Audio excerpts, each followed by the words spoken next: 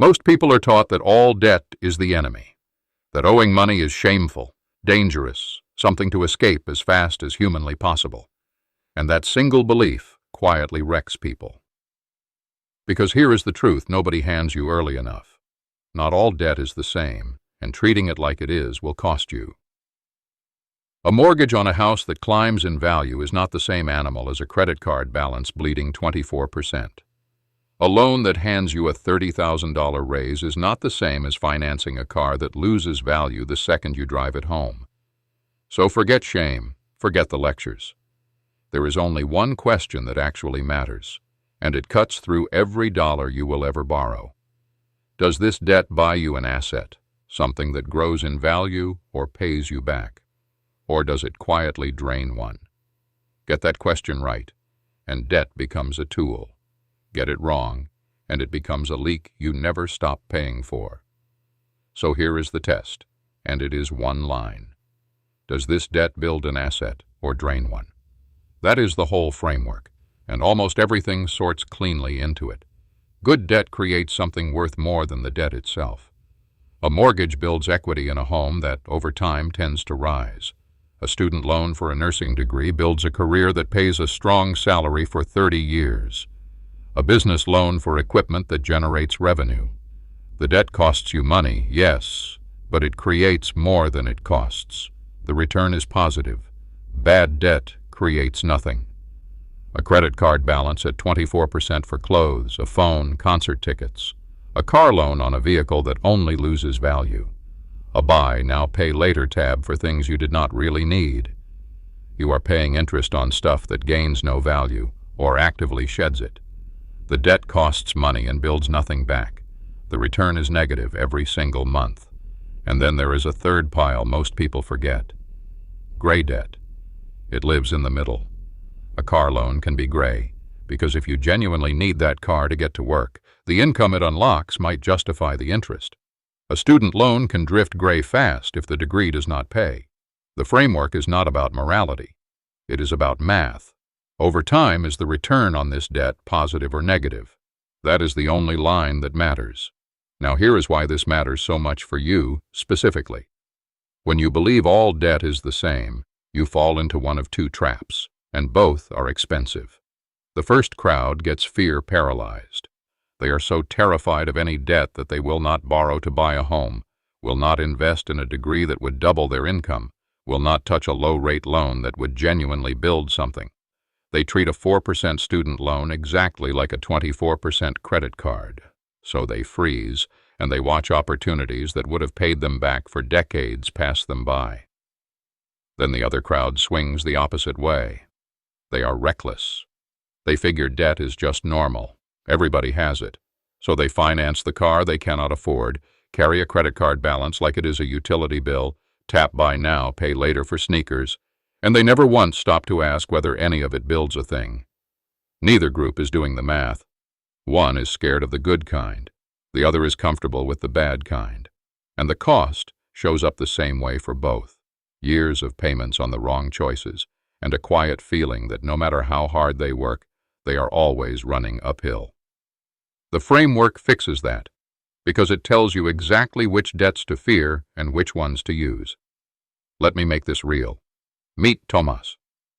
He is 25, and on paper he has just $18,000 in debt. One scary number, the kind that keeps you up at night. But Tomas does something almost nobody does. Instead of panicking at the total, he breaks it into pieces and runs each one through the test. First, the student loan at 4%, $3,000 left, and it helped pay for a degree that raised his earning power. Low rate, built an asset. That is borderline good debt. His move. Make the minimum, let it ride. Second, the car loan at 6.5%, $9,000. He needs the car to get to work, so he cannot just erase it. That is gray debt. His move, he calls his credit union and refinances it down to 4.9%, saving himself $300 over the life of the loan. Then the credit cards. $6,000 spread across 2 cards at 24%. This one is not even a question. It builds nothing, and that 24% is costing him $1,440 a year in interest alone. Pure waste. So this is the one he attacks. He throws $400 a month at the highest rate card, and it is gone in 14 months. Here is the quiet genius of it. Tomas did not pay off $18,000 all at once. He categorized 18,000, ranked it, and killed the most expensive, most wasteful debt first. Same total, completely different outcome. So step back, because there is a deeper reframe hiding in Tomas's story, and it changes how you see every dollar you borrow for the rest of your life. Debt is not good or evil. Debt has no morality at all. It is a tool, exactly like a hammer.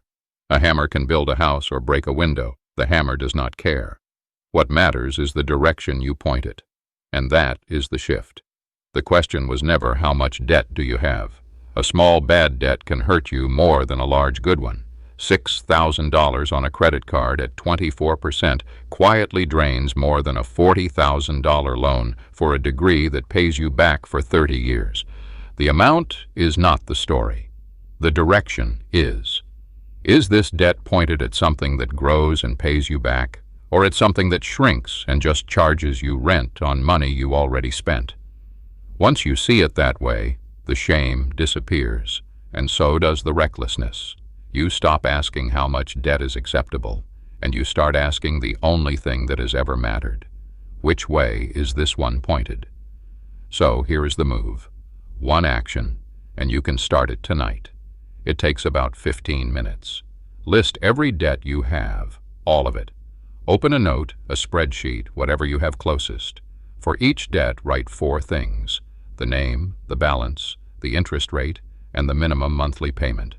Student loans, credit cards, the car loan, that buy now pay later tab, money you owe a friend, every single one. You cannot fix what you refuse to look at, and most people have never once seen it all in a single place. Then do the part that actually changes things. Go down the list and label each one, good, bad, or gray. Use the test. Does it build an asset? Mark it good or gray. Does it just drain one? Mark it bad. Now find the highest interest bad debt on that list. Not the biggest balance, the highest rate. That is your first target, because that is the one quietly costing you the most every month, the way Tomas's 24% cards were. Attack that one with every extra dollar you can spare, while you pay only the minimums on everything else. One debt, the most expensive bad one. That is where you start, and the math does the rest. Debt does not categorize itself. You have to do that work. And the moment you do, everything changes. Not all debt is your enemy. Some debt is just the cost of a bad decision, charging you rent every month for a choice you already made. And some debt is a tool, quietly building something worth more than it costs. The difference between the two is not luck, and it is not income.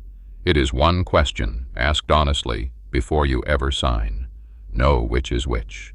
Point the hammer the right way, and the same money that used to hold you back starts working for you instead.